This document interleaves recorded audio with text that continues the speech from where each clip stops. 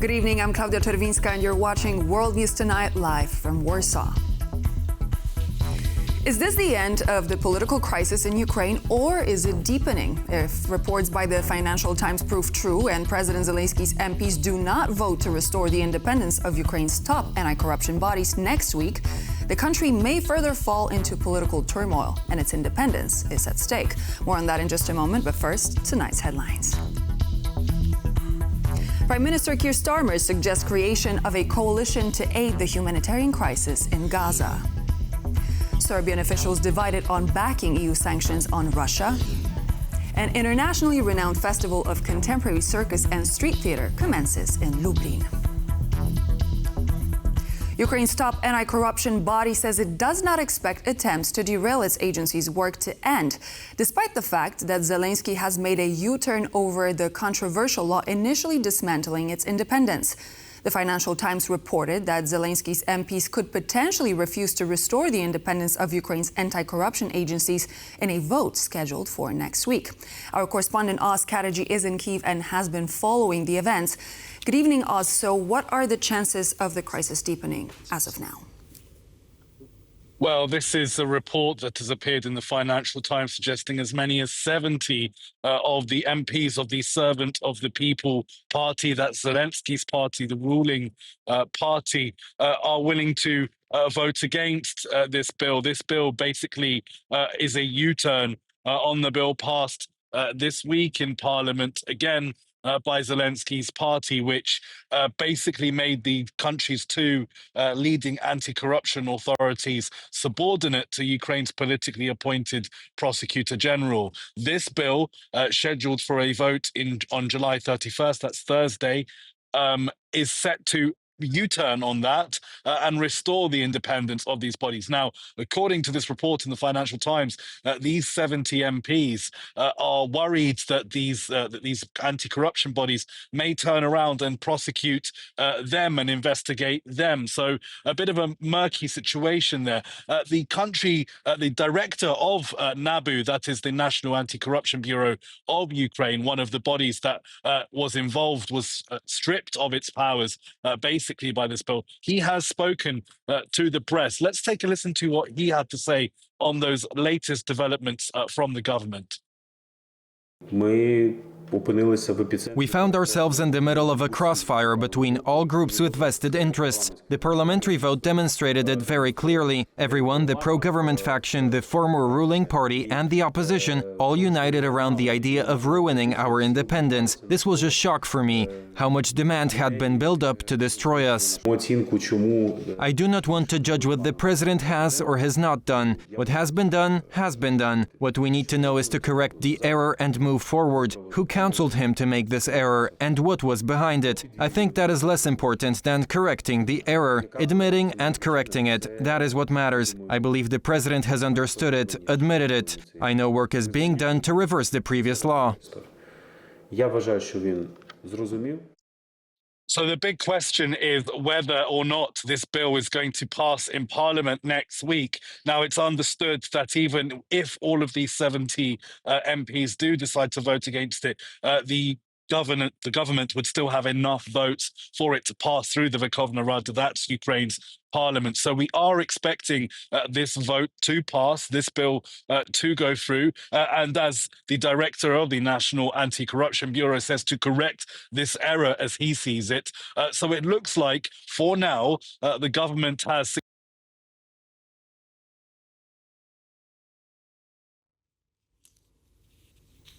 And so this definitely will be a decisive moment for Ukraine. We'll be looking forward to the result of the vote. This was Oz Kataji reporting live from Kyiv. Let's continue. As war in Ukraine continues, another day brought another massive wave of Russian drones and ballistic missiles raining down on Ukrainian cities and targeting civilians.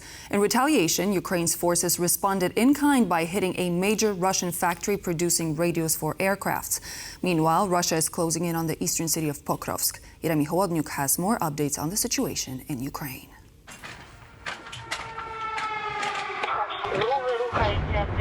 Explosions, fear, and constant uncertainty of whether the next blast will be their last. This is the daily reality for countless people in Ukraine. Overnight, Russia launched a massive attack on Ukrainian cities. More than 200 drones and 30 missiles tore through the skies.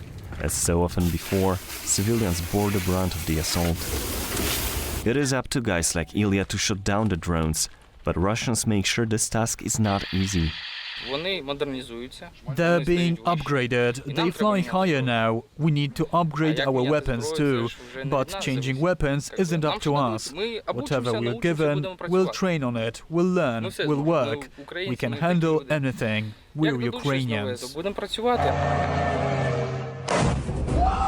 Ukrainians, however, are responding in kind. Ukrainian drones hit the signal radio plant in Russia's North Caucasus.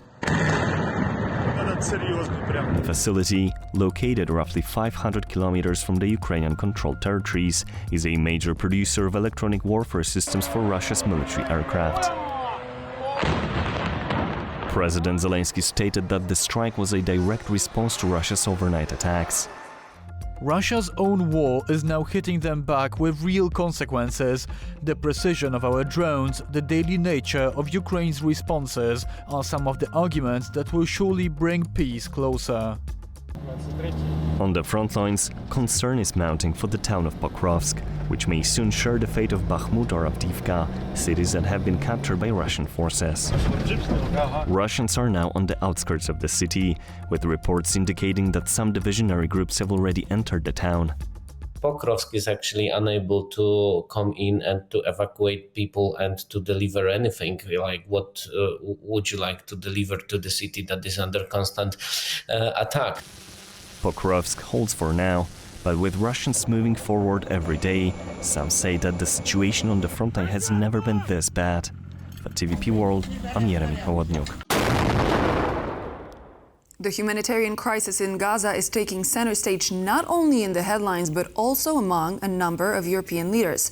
British Prime Minister Keir Starmer called for a creation of a coalition that is meant to address the humanitarian concerns and possibly lead to a lasting peace. But how likely is that scenario, and what conditions would have to be fulfilled for it to succeed? Sonia Gatabishchan has more in her report. The time has come to end the war in Gaza, said the leaders of France, Germany and the United Kingdom in a Friday statement. The request for an immediate ceasefire was coupled with a call to immediately lift restrictions on the flow of aid to take action against starvation. The situation right now in Gaza is that somewhere between 10 to 20 people are dying reportedly every day of starvation. So those are people who have been picked up by the Gaza Health Ministry. Now, those numbers are likely significantly higher because it's only those that are registered with the Health Ministry. Israel has been blocking aid into Gaza, arguing that Hamas has been stealing it. According to a Reuters report on Friday, the U.S. government's analysis found no such evidence. The same day, Israel announced it would permit airdrops of food and supplies from foreign countries into Gaza in the next days. But the chief of UNRWA, UN's agency for aid to Palestinian refugees, says it's too little, too late. Airdrops will not reverse the deepening starvation. They are expensive, inefficient, and can kill starving civilians. It is a distraction and screen smoke. The reality is that every plane contains around 10 to 15 tons of food. An average truck contains around 25 to 30 tons. According to most estimates, the amount of food that needs to go into Gaza today, tomorrow, and the next day is between 3,000 to 5,000 tons of food. This is what is required in order to avert deaths. The Friday statement by three countries follows an announcement by France that it would recognize Palestine as a state at the United Nations General Assembly in September. Earlier in the week, foreign ministers of 30 countries, including Poland, called for an immediate end to the war in Gaza. It's indeed encouraging that the 30 states emphasize the importance of ceasefire and allowing access to humanitarian aid. But this is not enough. What is needed is to use economic and diplomatic leverage to put more concrete pressure on the Israeli government in order to make a difference to the situation on the ground. Modelled by the Coalition of the Willing for Ukraine, the UK Prime Minister Keir Starmer has now said that an international coalition is needed for the Middle East. For TVP World, I'm Sonia Gatabishchan. Sunday could bring a major breakthrough in the discussions on the topic of U.S. sanctions on Europe, as President Trump is set to meet European Commission President Ursula von der Leyen. And yet, according to President Trump, there are 50-50 chances of reaching a deal, meaning the worst-case scenario of high tariffs on both sides could still be in the cards. So is there a chance that the U.S. and the EU will find a way to troubleshoot the hot-button issue of tariff before the August 1st deadline? Our chief political correspondent, Aaron Damon, has this report. Touchdown in Scotland for Donald Trump. Security in full force at the president's Turnberry golf course as he teed off on this so-called personal trip. But in Trump world, personal and business are often one and the same. Yes, I'll be meeting with the EU on Sunday and we'll be working on a deal. We'll see if we make a deal. Ursula will be here, highly respected woman, so we look forward to that. With the European Union, I think we have a good 50-50 chance. That was Trump on the tarmac just moments after landing, confirming he will meet with European Commission President Ursula von der Leyen, who's making a last-minute dash to Scotland in the hopes of sealing a tariff deal between America and the EU. What are the sticking points that you Well, I don't want to tell you what the sticking points are, but the sticking points are having to do with maybe 20 different things. Beyond his terms. It's a race against time, with 30% set to be slapped on the bloc's exports to the US from Friday. Europe would again be pushed back close to recession. And that is clearly a scenario Europe should try to avoid. Yes, that would come. Von der Leyen has promised retaliation if Trump follows through, but reports are now mounting of a middle ground, a 15% baseline tariff, and some waivers on the likes of aircraft, spirits and medical devices. That would mirror America's recent agreement with Japan. In Poland, officials reluctant to confirm or deny. We are negotiating. It would be pretty forward for one of the deputy ministers in one of the member states to say that a potential deal that may or may not be on the table is good enough for us. We are looking for a balanced one. Export-reliant Central European countries have been rocked by Trump's tariff threats, including Poland's neighbour Slovakia, which produces the most cars per capita in the world. Even so, there's hope of light at the end of the tunnel. The negotiations have been very long and difficult, I must add. And it's a bit of a roller coaster, even if we look at the last week or so. So fingers crossed, and EU is staying united in its approach to the US.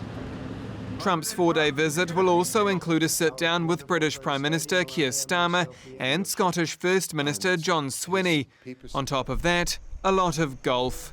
But as this headline from a local Scottish newspaper shows, regardless of golf or politics, Donald Trump divides opinion wherever he goes. Aaron Darman, TVP World. The most recent statements of the Serbian government on joining EU sanctions imposed on Russia seem to highlight the internal rift between officials. While the Serbian Prime Minister Đuro Matić refused to join sanctions as long as he remains in office, the European Integration Minister Nemanja Starović said Belgrade would support the sanctions when EU membership is within sight. More on why the Serbian government is torn between Russia and the EU in Alexandra Szarek's report. Serbia is once again teetering between the European Union and Russia. Serbia's European Integration Minister told Austria's APA news agency that Belgrade is ready to support sanctions against Russia if progress is made on the country's accession to the EU.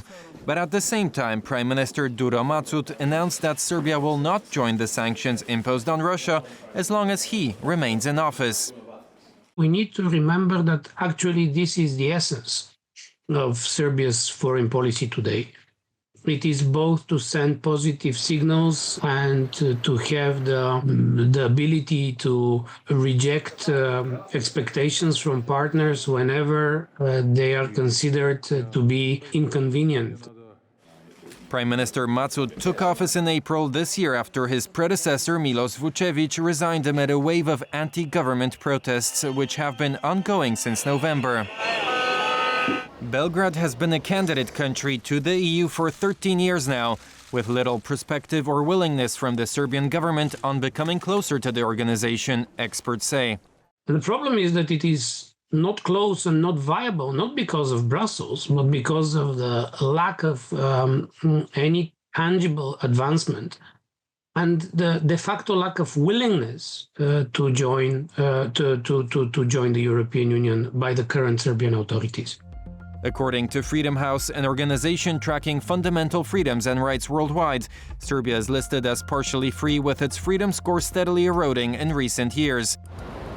A pro-Russian attitude is still strongly embedded in Serbia, and even though the country has repeatedly condemned Russia's war in Ukraine, Belgrade maintains its ties with Moscow and refuses to join EU sanctions. The Caucasus country of Georgia is hosting major NATO military exercises despite the country's government taking heat from its Western partners over its controversial Russian-style reforms.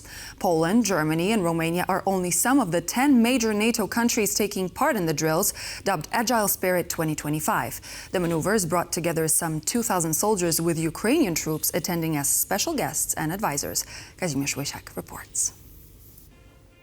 Georgia is once again hosting major NATO exercises. Some 2,000 troops from Georgia, 10 NATO members and Ukraine will be going over various combat scenarios for the next 2 weeks. And there wouldn't be anything unusual about it if it hasn't been for the direction Georgia has been heading in for more than a year, that is, away from its EU aspirations. We see symbolic actions from the Georgian government as well, because I remind you that neither Prime Minister nor Minister of Defense attended this event. The ruling Georgian Dream Party has been under heavy criticism from the EU because of a Russian-style anti-NGO legislation it introduced earlier last year and an election deemed rigged by international observers. Backslide in terms of democracy, countries pro-Western orientation, and that's a huge strike to the Georgian perspectives to become the member of the European Union and the so-called European family. While the South Caucasus country isn't a NATO member itself, its future membership is enshrined in its constitution. It's also been a partner state for years, but due to democratic backsliding, its involvement in NATO operations has been limited in recent months. That's why the scope of this year's exercises is also smaller than in previous editions. For TVP World, I'm Kazimierz Łysiak. As part of Carnival Sztuk Mistrzów, or Carnival of Magicians, Lublin's internationally renowned festival of new circus and street theater, the skies above the old town have become the stage for some of the most daring acts yet. Our reporter Karolina Szapland was granted access to the historic Crown Tribunal, where she witnessed the world's top highliners stepping out onto the city's skyline. I'm at Lublin Crown Tribunal, where highliners from across the globe are ready to walk that line high above the square. And talking with me is Michał Głos, Lublin born and bred highliner. So, Michał, could you share with our viewers, what does it feel like to be up there? So it's a very special time in the year when we can be on the highlines over the streets of Lublin. It's really not a typical place to rig a slackline. It's special to be allowed to do it between all the historical buildings of Lublin. This Urban Highline Festival is one of the accompanying events of Lublin's Carnival Sztuk Mistrzów. How long you've been living here in Lublin, and what do you make of this festival of Sztukmistrze here in Lublin? I've been living here for 4 years now, and this is actually my first time experiencing the circus act, and it looks amazing and magical. I really like it. Why Lublin, you might ask? Well, this city had a long association with magic and magical art, as the director of this festival, Iwona Kornet, proudly attests. So, Iwona, can you share with us and with our viewers why this festival of new circus acts here in Lublin? Well, Lublin is famous from the novel of Isaac Bashevis Zinger's Magician from Lublin. So the name of the festival is inspired by this book, and the main character of this book, Jascha Mazur, who was a circus artist and thief. And here in Lublin we had a strong community of the circus artists, and for 16 years we organized here this festival, which grow, and we are very happy that each year we can host here lots of international artists. From the cobbles to the clouds, Carnaval Sztukmistrzów continues to defy gravity. And here in Lublin, just for a few days, the magical becomes the everyday. For TVP World, I'm Karolina Shapland.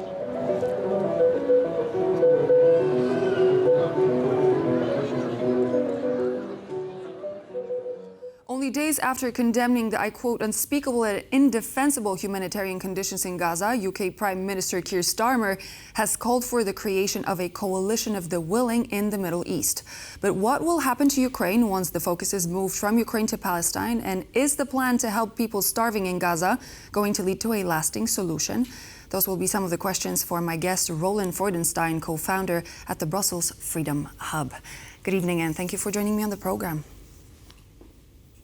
Good evening. Thanks for having me.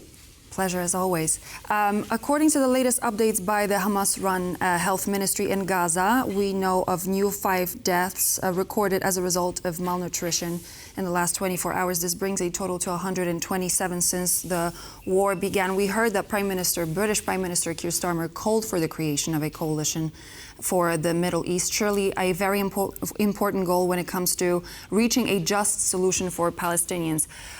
What are some of the solutions he offered to ease the situation of the people who are starving, and what about the lasting peace? Well, it's a long way to a lasting peace. We all know this, and I don't think that this initiative is a strategic step forward in that respect. But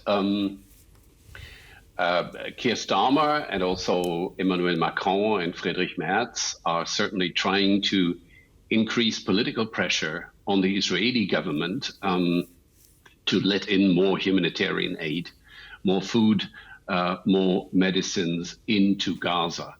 And that is the immediate goal. When it comes to the actual creation of a Palestinian state, and a guarantee of a secure future for both the Palestinians and the Israelis, this is not a step that will bring us strategically closer. So, as I said in the introduction to this interview, do you think that this is going to influence the amount of attention and support that Ukraine is currently getting from its European partners when it comes to the conflict, or we're not going to see that much of a difference? No, I don't think it will strategically turn away the attention from Ukraine, simply because what we do have in several West European countries now, especially Germany, is an awareness that we might actually be involved in a war with Russia in the very near future, if we do not rearm, if we do not support Ukraine more actively.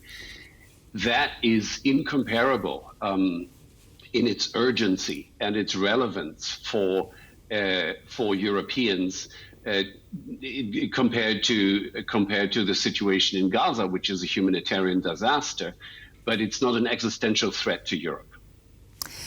So this leads me to my next question. Do you think that countries such as the UK, France and Germany have enough capacity to be engaged on both fronts, especially in terms of having to rearm themselves for a possible risk that we only heard about days ago? Oh, yes, absolutely. It's possible to focus on both crises, especially because when it comes to Ukraine and countering Russia, we're talking about acquiring weapon systems. We're talking about recreating the arms industries that we've been neglecting over the last couple of decades. Whereas when we talk about the Middle East, we're still talking about humanitarian aid and diplomacy. And, these are two different kinds of strategic challenges, I would say. I would also like to take a moment to look at the current situation in Ukraine, because that's been quite controversial, especially in the world of international politics and media over the last few days. The anti-corruption bill that we heard was first introduced, and then President Zelenskyy made a U-turn, which we mentioned here on the services. What happens to Ukraine if MPs do not step away from the anti-corruption bill and they do not reinstate the independence of those anti-corruption bodies that seem to be so significant, especially when it comes to a number of different issues in Ukraine? Well, that is potentially the biggest blow to Ukraine and to Western support for Ukraine that we've ever seen in the last couple of years, which is why I think that, first of all, it's not going to go through the way it was proposed a couple of days ago. And second, you see, this, for example, would be much more dangerous to the support for Ukraine and also for Ukraine's future membership in the European Union than any crisis in the Middle East that might take some attention away. So these are the real problems that we're talking about in the context of Ukraine and Russia. Mm-hmm. Do you think that the announcement of this bill and the U-turn that Mr. Zelenskyy had to take, do you think that this is going to be the moment that is going to cause lasting damage for President Zelenskyy? I think that remains to be seen. The damage initially has been done because Ukraine seemed to take a step away from the free and independent institutions, the checks and balances that are part and parcel of democracy. So, if we're saying that Ukraine is defending its freedom and its democracy against the Russian dictatorship, then they cannot do what they were about to do at the beginning of this week. But as I said, I think Zelenskyy has backtracked on this, and I do not think that the initial bill of basically abolishing the independence of the anti-corruption agency is going to go through. So there will be a lot of compromise towards actually what has been a very healthy reaction by Ukrainian politics, not just the parliament, but also civil society with, imagine street demonstrations as we see now. It's basically a response of a healthy democracy. It's basically a response of a healthy democracy, yes, when you have opposition to such events taking place. Absolutely. And I think it's going to bear fruit in the sense that this bill will not go through. We are coming to an end of our program, but before we go, I just wanted to ask you a final question. In response to France recognizing the state of Palestine, President Trump said about Mr. Macron, I quote, "Here's the good news. What he says doesn't matter. His statement doesn't carry any weight," end quote. Considering everything that's happening, we have President Trump meeting with Ursula von der Leyen. We have these words by President Trump when it comes to President Macron. We have the situation, the coalition, a possible coalition for the Middle East, and the situation in Ukraine. Do you think that there is some sort of a disagreement brewing with the U.S. at any point, or we're far away from that point just yet? Well, there is potential disagreement on the Middle East. And this is, by the way, the reason why Keir Starmer is not directly following suit to Emmanuel Macron with the recognition of Palestine. And, when Trump says that what Macron says has no weight, well, that's a classical Trumpian way of belittling his allies. But in a de facto way, he's not entirely wrong, because you can recognize a state that doesn't exist as long as you want, but there is no Palestinian state at the moment. There is a Palestinian Authority, but I don't think that this recognition has any concrete political effect at the moment. It's an act of symbolism. It increases Israel's isolation. And of course, as I said, Macron's allies, Starmer, possibly sometime in the future, also Friedrich Merz, will be asking themselves what they can do to kind of maintain European unity, but not maybe immediately follow in the footsteps of Macron. So that will be the balancing act that is now demanded.